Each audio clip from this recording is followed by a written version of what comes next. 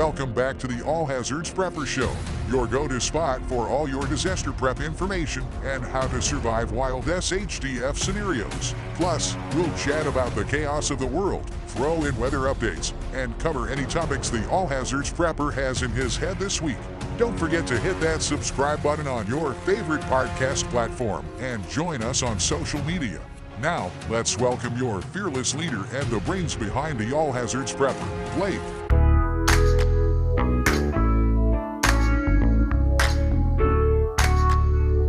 Welcome back to the All Hazards Prepper Show. This is your host, Blake. Hope everyone is staying aware, staying prepared, and staying alive out there. Today, I have an exciting guest. We have the Urban Lady Prepper on, Lynn Jordan, who launched her website just in October 2024, starting her own podcast in May of 2024.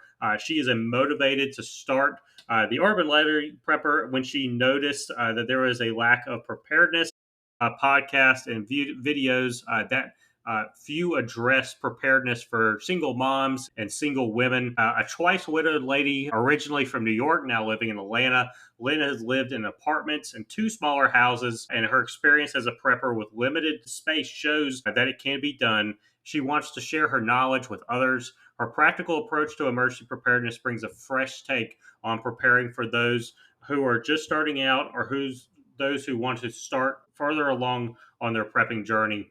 Her weekly podcast and twice weekly blog article post on water crises, natural disasters, urban gardening, food storage, and other prepping topic. She also has a weekly newsletter as well. Her message is resonating. In just 8 months, she has had over 5,000 downloads, and she is growing her social media presence as she spreads the importance of preparedness. So, Lynn, thank you so much for coming on the All Hazards Prepper Show today. We just got done recording on her show. So this is like a part 2 of our conversation. We had a great conversation. Lynn interviewed me. I hadn't been interviewed in a little while, so I had to brush off my interviewing skills. But it was great to talk with Lynn about what we're doing here on the All Hazards Prepper and what we're doing with the All Hazards Emergency Management Group, which we launched just this week. It's been a crazy week, so I can't believe it's already been the week. So anyway, Lynn, to start us off, really just kind of start us off, talk a little bit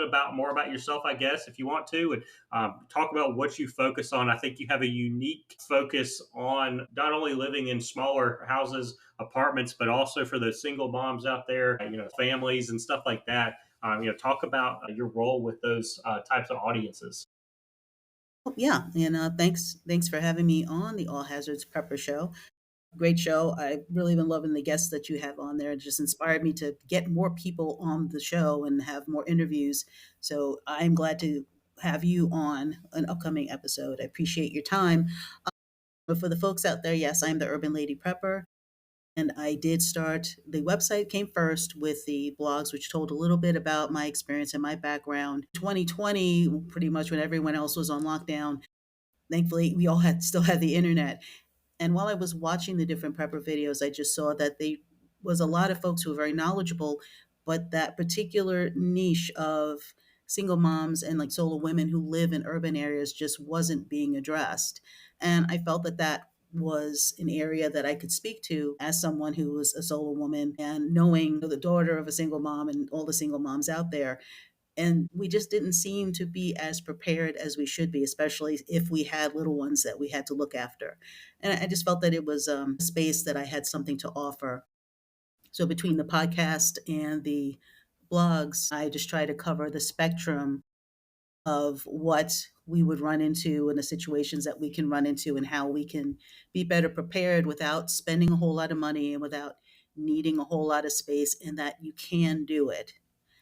And that's pretty much been the angle that I've been taking, just to let folks know that Absolutely. it's just not that That's complicated. great. And yeah, that's something that we see. I've seen in the last year with the All Hazards Prepper. There's not many people that have certain niches that are for, single moms or people like that. So it's great that you're focusing on that and helping, those types of people with emergency management or emergency preparedness. So kind of to kick us off here with the questions, is there a certain type of disaster or event that really made you start prepping, that really made you think about, okay, I need to get better prepared because you went through, a disaster or an emergency? Well, thankfully, I had not been through an actual natural disaster per se. I grew up in New York, and other than the blizzard or the occasional nor'easter, we really don't have a lot of natural disasters. I should say we didn't. That's changing, of course. But one thing that I grew up in an apartment building, and one of the things that would happen fairly frequently is when they would do work in the basement, they would turn the water off. And sometimes you would know they were going to do that, and sometimes you didn't know. There's nothing worse than waking up in the morning and you go turn on the faucet and nothing came out, or something gross came out while they were fixing whatever they were fixing. And from that point forward, my family began storing water. And at that point, not realizing it, but we were prepping in a way because we were storing our water. My grandmother was from the Depression era, so she was always used to making sure that there was extra food around. So I was kind of a prepper without really knowing that's what I was doing.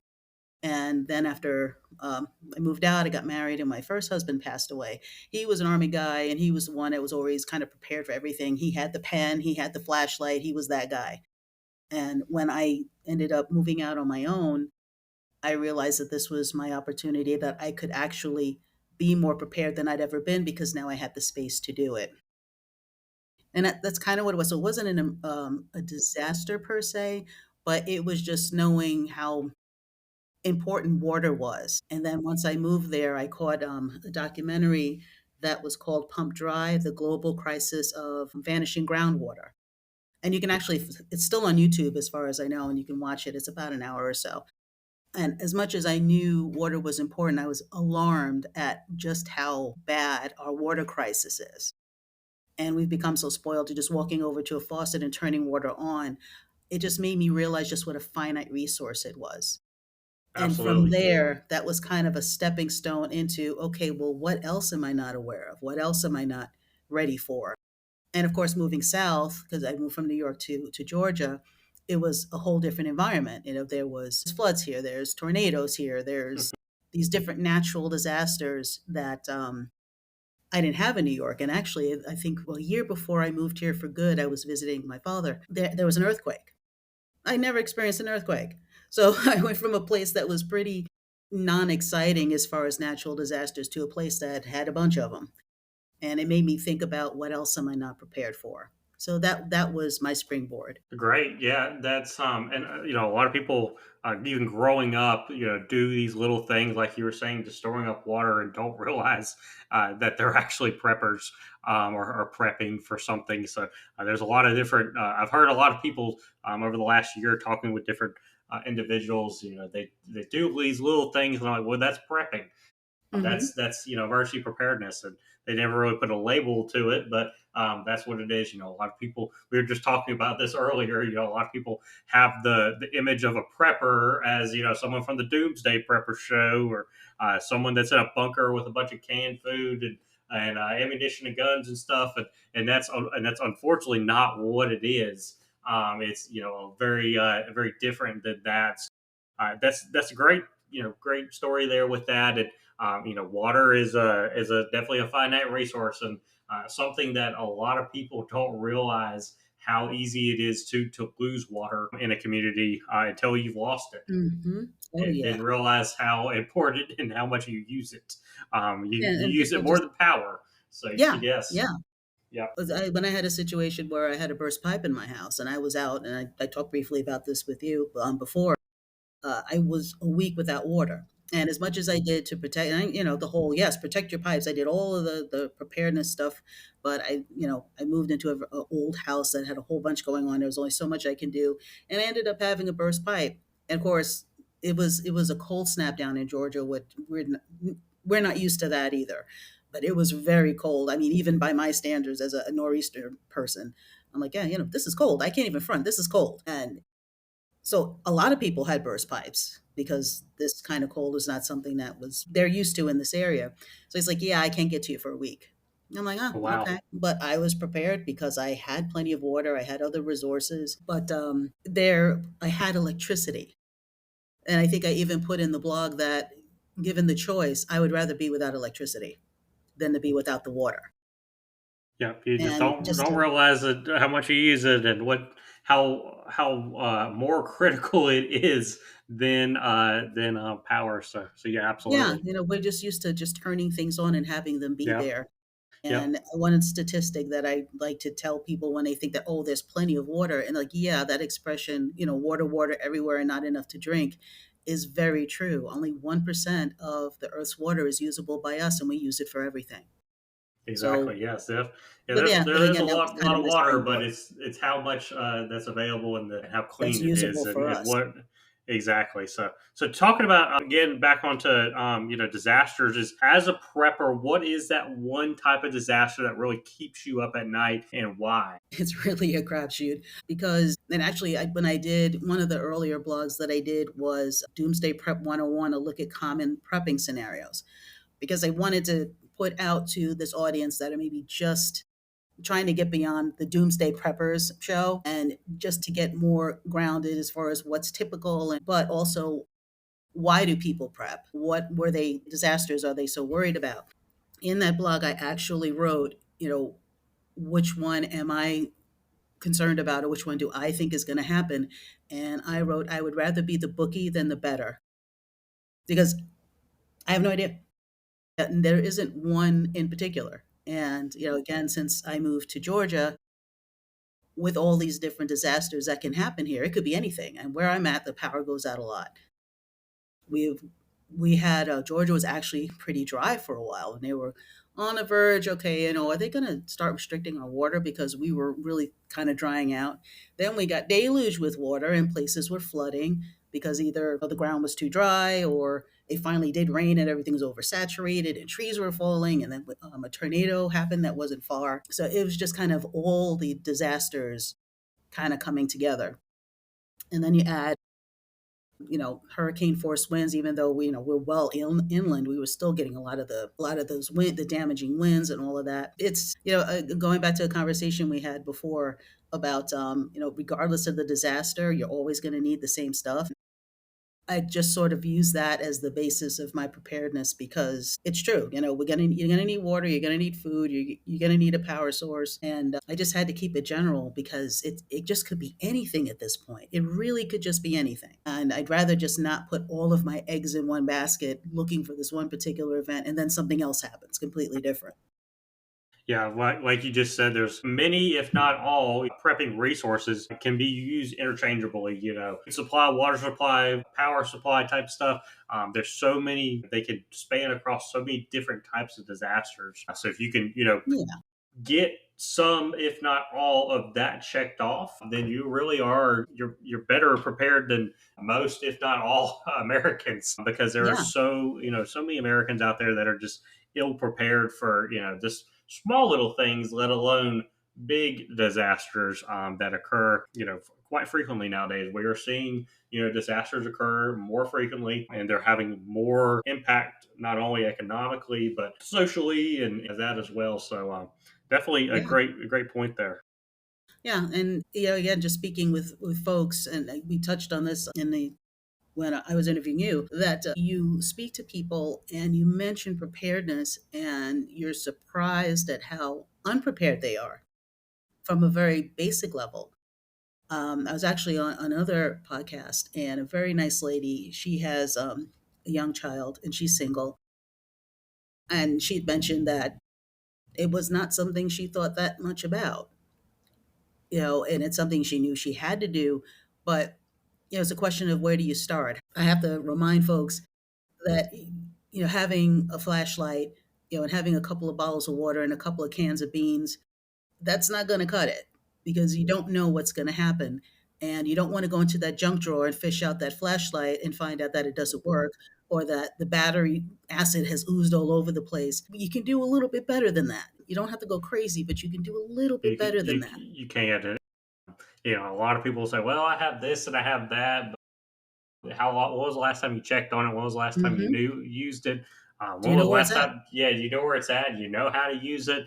A lot of people go out and buy these fancy prepping things, or fancy medical first aid stuff, and they have no clue how to use it, and they have to use it, and then they're quickly having to do some on the fly training. Time is of the essence during an emergency. So Yeah. Yeah, I yeah, mean, it's great not like great a points car. there.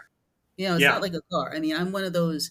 Yeah, I'm not going to act like I'm the handiest person on the planet. I look at some of these ladies that are on the internet and they're wielding power tools and they're building houses and they're doing all this stuff and I'm like, man, that's so badass. And it's inspirational. I don't find it intimidating, but I'm one of those folks like, okay, I have the tool. I don't know how to use it, but I know somebody who does. yep, But yeah. that's with basic tools and like superpower tools or so, and it usually relates to my car. But when it comes to preparedness, if I bought it for that reason, I know exactly how it works. So the power banks, the propane heaters, the camp stoves, just the different things that I have, that I make sure that I know how to use. Absolutely. Yep, that's great. And kind of talking about resources there, what is a unique item that you keep in your preps that maybe other people don't think about whenever it comes to prepping? Water in packets. Okay. And I didn't Expand even on know that that one. was a Yeah. thing until a few years ago because thinking about, okay, bottled water, yes, I know I need to store this water. I don't have a whole lot of space. What can I use? But then also for my go bag and my bug out bag, I'm just one person trying to carry stuff. So how can I minimize the space? And I happened to come across it just looking for alternate water sources. And I saw the canned water. And I said, okay, that's great from an environmental standpoint, but it's still a size thing. And then I saw water in packets. I'm like, you've got to be kidding. Where has this been all my life? Yeah, So yeah, yeah, that resource is out there. I've yeah. never tried it. I've tried the canned water. It tastes pretty much just like water. Hmm. But yeah, the I didn't ever. Yeah, I've seen it out there. I never really talked to preppers that have it. So that's good to know that it's. Have you Yeah, tried it? Does it taste pretty normal? I guess it tastes like it water. tastes like And that's water. the thing Okay, about yeah. water. Yeah, it doesn't Unless it's really. something gross, it's going to taste like water. Yeah, yeah, yeah. A lot of people with the canned water, they're like, "Is it carbonated?" No, it doesn't taste carbonated either. So I didn't know with the packets of water if it was carbonated or anything, or it's just packaged It's water. just That's all it straight, is. and And I it's don't. great Yeah, is the because what's the shelf life on them? I guess 5 compared to years. 5 years. Okay, that's pretty Yeah, that's not with bad, and yeah, because you think about I don't even know how many cases of water I have now and how much room it takes up, and it's a lot. And mhm. and kind of moves on to the next question. In a minute, we'll talk about is prepping in smaller spaces. That's definitely a great thing to have if you know need some a little bit easier water storage there. So that kind of leads me to the next question is you kind of specialize or talk a lot about living in smaller spaces such as apartments or Mhm. smaller houses. Really, how do you prioritize what resources you have, and then how do you use storage techniques that are a little bit different to store your preps in these smaller spaces? Well, you have to make your choices as far as, that's why it becomes really important that you cover your bases. So the water in packets, definitely, because that, like you said, that's taking up a lot less space than bottles. So you can put those in a closet, you can throw them in a tote, you can put them in a shoebox, um, throw in your go bag. So those take up less space. And I'm also big on items that pull double duty, things like Castile soap. Things like your vinegar, your stackable totes, your stackable food buckets. So if you're gathering things like flour or sugar that you want to store for long term to have an emergency, if you can stack them, then you can put them in a corner somewhere. You can put them in a closet somewhere. And I'm a big fan of the 3.5 gallon buckets as opposed to the 5 gallon buckets for two reasons. One, they take up less space, and two, for women and for children, it's a little easier to carry a full 3.5 gallon than a full 5 gallon. That's true. So those are things that I'm big on, and those toads. I think you mentioned in one of your episodes about the black toads with the yellow tops that you can pretty much get. Those things are gold, and you can get them in so many different sizes. They stack nicely, and one thing that you kind of have to get through to people because people have your space. You want your space to look nice. You want it to reflect your style, but you can't eat feng shui. So you might have to make some design choices and say, you know what, I need a side table, I need an end table. So these couple of toes, I'm just going to take this door piece of wood on top, throw a fabric over it, and that's just going to be my table. But that's where I'm storing my extra dry goods. That's where I'm storing my extra cans or whatever. That's where I'm storing my extra dog food. You get creative. You just have to make the most of your space and go vertical. If you have, like where I'm at now, I'm in an older house, but the ceilings are super high. Has This house is like zero storage. I've had to get real creative, but it has high ceilings. So that's when you make use of your vertical space. You know, what shelving can you do? If you're trying to grow food, you can get those vertical growers because you have the height. So that's another angle to look at, not just your floor space or your closet space, but do you have high ceilings? Can you make use of the height of your walls? Yeah, that's great points there, and great advice for people that live not only in apartments and places like that, but just smaller houses, or even if you live in a bigger house and your significant other, like mine, says, Blake, you are designated to only these areas to put your preps. If Yes. you start spanning out of theirs, we're going to have a problem. We had a problem a couple months ago, and we quickly realized we're done with apartment living. We'll be moving out in a couple months. Uh, yeah, really utilizing those smaller spaces. You don't want, preps laying out everywhere on the kitchen table, on the kitchen, Yeah. in I the kitchen mean, everywhere. you Well, sacrifice some space because yeah, at some point that it has to go somewhere. it The does. biggest problem is always where you're going to put the bottled water.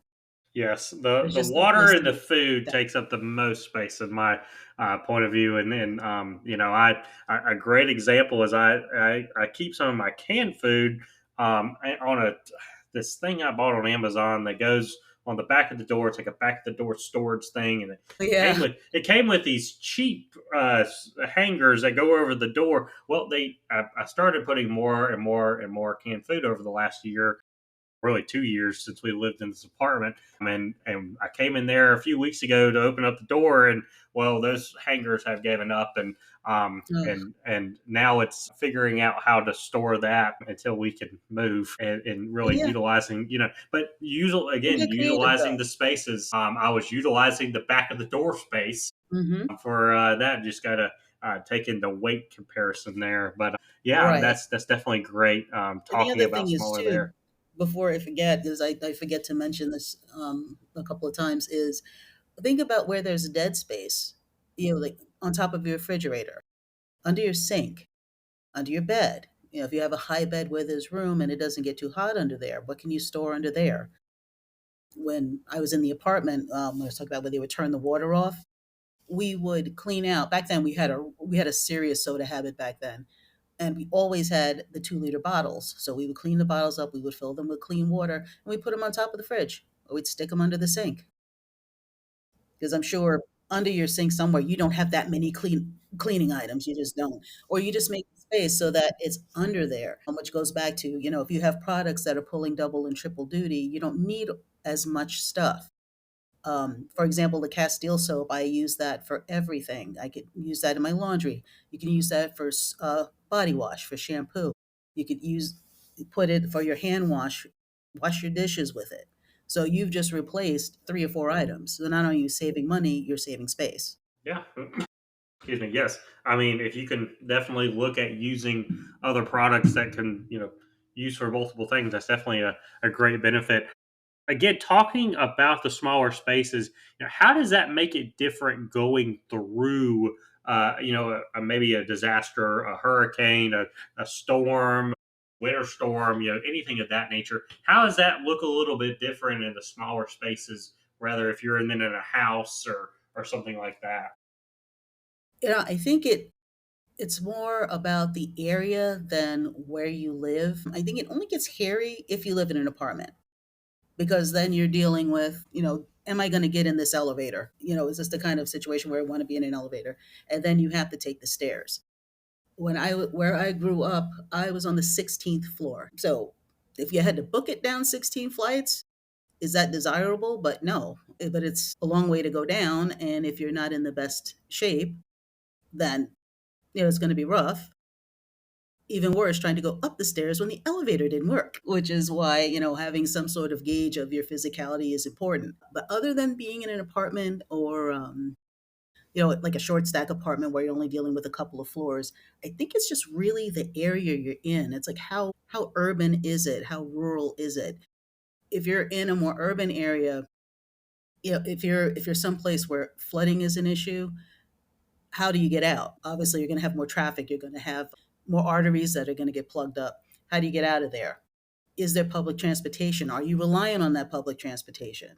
So, one of the things that I recommend is that if you don't have a car and you have to rely on whatever public transportation is available, if your city has it, always keep abreast of their changing schedules. And do they have a special schedule? Because sometimes they'll know that, say, a hurricane is coming in or they have that advance warning, they may alter their schedule. So if you have the information how to get in touch with them, you can find out what that is. In a real life example, I'm sure most people remember Hurricane Sandy, which pretty much devastated New York and the southern New York, Long Island. I was actually in New Jersey at Atlantic City.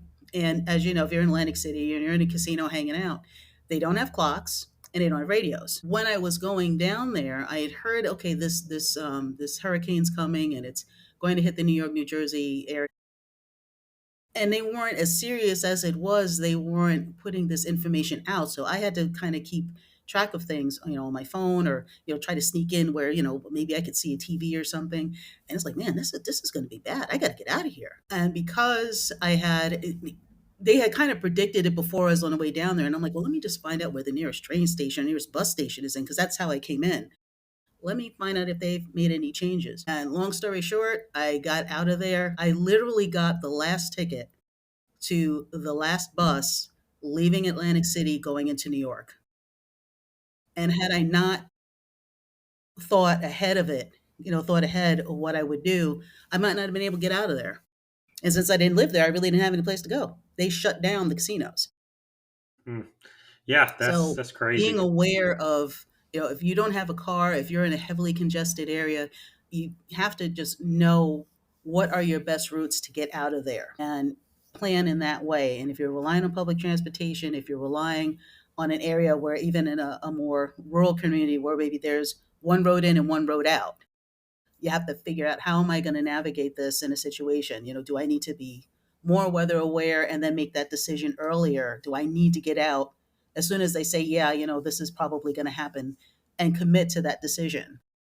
If you get that word and say, well, if I know if I wait maybe an hour, or wait that extra half hour, is that going to put me in a flash flood situation where I can't get out?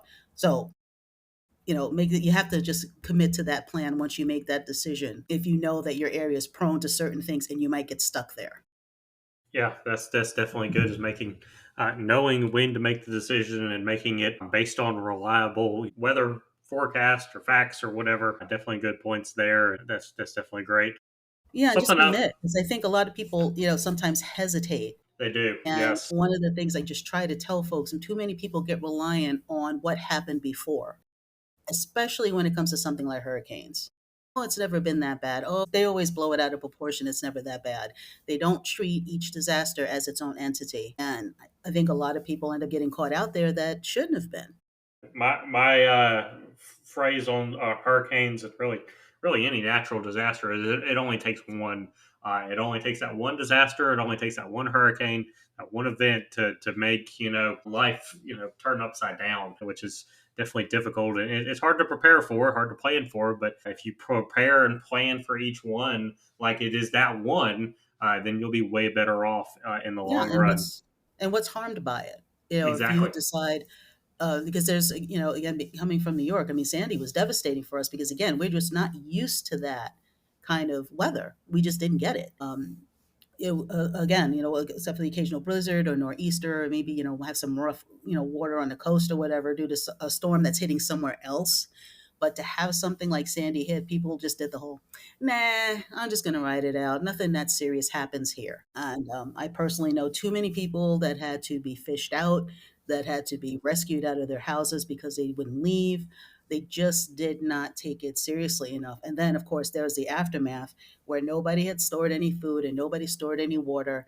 And there's nothing more fascinating than watching people go into their local 7-Eleven and see nothing in the store. Yeah. The look on their face is like, "There's nothing here." It's like, "Yeah, Yeah. no kidding. There's no And a trucks. lot of There's no those trucks." people, you know, down south, especially in Florida and even in the Carolinas and up and down the southeast, we're pretty used to those things. Come hurricane season, and if you're live in an area that doesn't see a whole lot of hurricanes or natural disasters, or see one certain type of disaster, and it affects your community, then you really get you thinking and talking about preparing for those things. And unfortunately, and then a lot of people forget about it, and then the next one happens, 10, 5 years down the road, and then you're back in the same boat.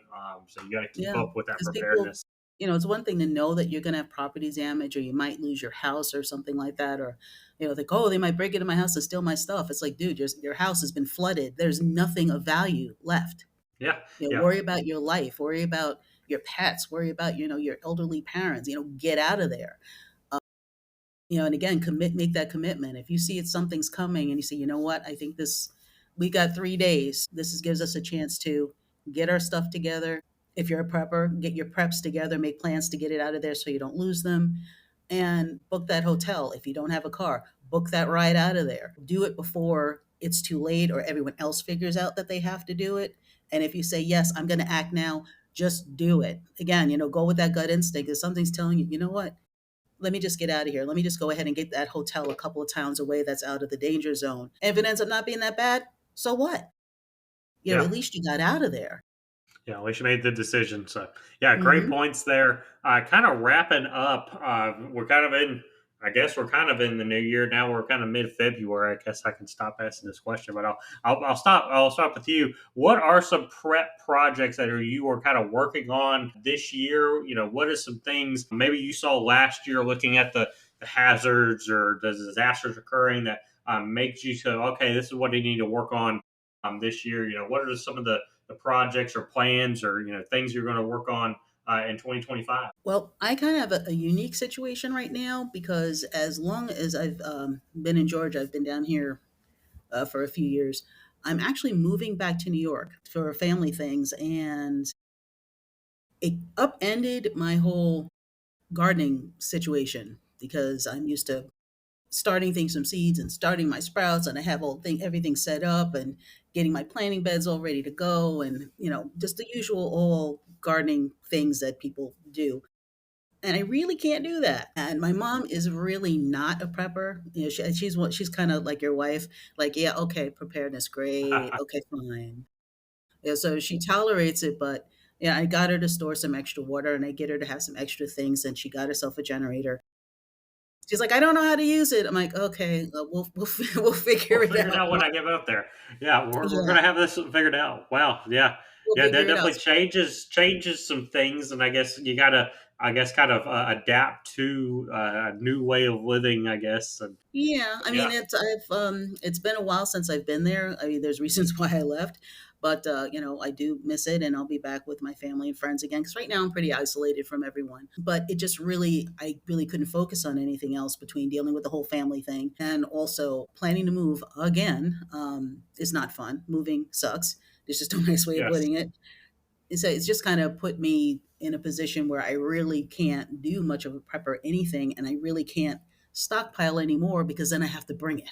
yeah, yeah. So That's it's a very very true. awkward spot. So once I get there, there'll be a whole lot of planting. And I've talked my mom into getting chickens because actually, New York City, people might be surprised to hear that you can have chickens. Oh, wow, So that's where that's we're at, and I had chickens. I was in South Carolina for a minute, with my second husband before he passed, and I ended up back in Georgia. But yeah, I came home with chickens, and he was like, "Really?" That was not on his bingo card. So I loved having the chickens, and I talked to my mom about it, and she's like, she wasn't about it at all. And then between thinking about it, and then the whole egg situation, because I said to her, I said, "Man, I miss having chickens." Because the egg situation would not even be affecting us right now. oh, no, no, yeah. And then People she went back. that have chickens are definitely doing well at the egg game. So yeah, that's definitely interesting, and Oh yeah, definitely so bringing on some new mhm. projects. So yeah, Yeah, that's so great. that's the thing. It's exciting. So it's not really one thing. It's just kind of taking a place that Hmm. was not set up for any sort of prepping whatsoever and turning it into a place that is, Sure. making use of a lot of that space, Yeah. and she's actually excited about it. She's into it. Oh, So, good. Yeah, that, and that it that's hasn't the key. spent Is you time got with to have some mom. buy-in. Yeah, if you can have some buy-in from those that live with you, that's definitely a great factor, a great tool to have. I've learned that, and we just got married last year, and Oh, you get some buy congratulations. into it. Yeah, thanks. If you get some buy into it, if we go through, we've had a power outage, we had a short little water outage. So I had the resources, had the tools. She's like, okay, now I understand why you spent that type of money on that and why we have to store that. So it's definitely good to have. But Yeah. yes, this been great talking with you. Great understanding from your point of view with how you take on disasters in a smaller space in an apartment. Something we really haven't covered here on the All Hazards Prepper, and I was super glad to find you and be able to get you on. And I'm looking forward to hearing our show we did earlier with me on, and I'm looking forward to dropping this next Monday like we do every other week. So anything else wrapping up, I will definitely tag your social media. I know you're on Facebook, you're on Instagram, and you definitely I'm on you all the do. things. Yeah, you do. On I've all been the reading things. your blogs. You do some very in depth, great blogs out there. If you're a person that likes blogs, likes to read articles and information like from there, Lynn does a great job of posting that. So I'll definitely make sure to tag her website there, and definitely follow her. Definitely good to see you. We'll be interested to see your journey up in New York and see how you're adapting up there. And I definitely want to see Yeah, some pictures of the it's chickens. gonna be great. Yeah, yeah, There's a throw out there, yeah, but definitely visit the website. It's urbanladyprepper.com. On the socials under some version of Urban Lady Prepper. Yes, I do. The podcast is once a week. I upload it every Sunday, and the blogs are twice weekly on Wednesday and Friday. And if you're a person that doesn't like to read, or you're just kind of used to having everything from the podcast format of being read, I do have a player on there. So I'd like to say maybe the first 5 to 10 of the most recent blogs actually have a player on the page. So you can just click that on, and it's just like listening to a podcast. You can adjust the speed, and it'll read the article to you. And we talked briefly about AI, how it can be weird and all of that. The one thing that I did use it for is that when people listen to it, it's my voice that's reading the article, wow, but I never recorded it. yeah. There's nothing weirder than hearing yourself speak. And my mom's like, I knew that wasn't you. And I'm like, I don't know. That sounded like, Yeah, that sounded sounds pretty like, close. Yeah, I've done that in the past on this platform actually on Riverside. It's pretty eerie to hear yourself talk, but you really weren't talking, and it's like, okay, that's interesting. But yeah, but yeah, everyone it's definitely nice. go It's one of follow the those things Urban where it can Prepper come in Lady. handy. Sure, it saves time. That's what I like about it. Yeah, and Uh, again, it gives people an option, It because I offer does. the websites in different languages. Because I was Wow. noticing on the podcast there were people from all over the world listening, Yes, so yes. I started. It's I available in always different find languages. it You got the interesting to player. look on my app and I can see where everyone's listened. And it's definitely interesting to see the different countries that pops up somewhere quite random. It's like, okay, how did you Yeah, get is my it really information? But really there? it's whatever it takes. I'll if someone can, if one person can take this information and get better prepared, I'll take it. So that's why we're here. Yeah, I mean it's Great. worldwide. So it's great. Absolutely. So, Lee, great talking with you today. Everyone, make sure you go follow the Urban Lady Prepper on all the social media. We will tag her and try to have her on in the future. Definitely, when she gets up to New York, it'll be interesting to have a conversation about how to prep. Within a city. That would be very interesting to talk about. So, hope Yeah, everyone. I'll have this up on Sunday, so you'll Yeah. you'll have your interview up this coming Sunday. Perfect. I'll I be able to can't crank it wait. out. It'll definitely be fun to hear. I haven't been on a show in really since I started this. So yeah, definitely be great to hear. Awesome. Well, thank you Great. very much for having me on. It's great Absolutely. to speak to your audience, and you reach out to me with any questions or inquiries. That'll be great. I love hearing from everybody. Absolutely. Everyone continue to follow us on social media. This podcast will be dropping next Monday on Spotify and everywhere else we feed into. Everyone continue to stay aware, stay prepared, and stay alive out there. The All Hazards Prepper out.